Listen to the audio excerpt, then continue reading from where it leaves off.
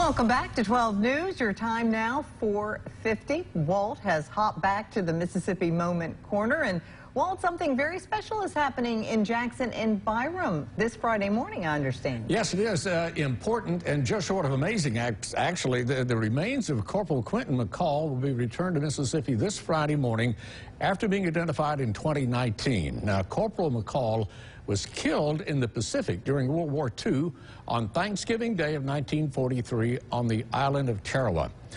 This is after he had already served on Guadalcanal, by the way. His body was buried in what was supposed to be a temporary cemetery on the island of Bashio, but it wasn't until March of 2019 that temporary cemetery was rediscovered, and then by September his body had been identified, and then the official notification of his release coming back home in 2019. Corporal McCall is his honor flight arrives in Jackson on Friday, about 10:30 Friday morning of this week. After a brief ceremony at the airport, he'll be taken to Chancellor Funeral Home in Byram.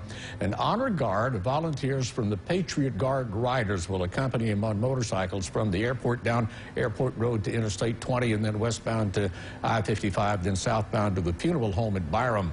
And it would be nice if anyone who could find a safe place somewhere along Airport Road or I-20 and I-55, bring a flag with you and then wave it as that motorcade passes. We've done that in the past year before with returning soldiers who've come home after that long.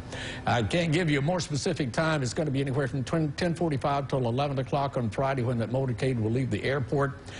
We were told at the meeting in 2019 when they announced they had found his remains that the United States is the only country in the world that goes to all lengths to make sure they bring home their people. It's taken 78 years, but Quentin McCall is coming back to Mississippi on Friday.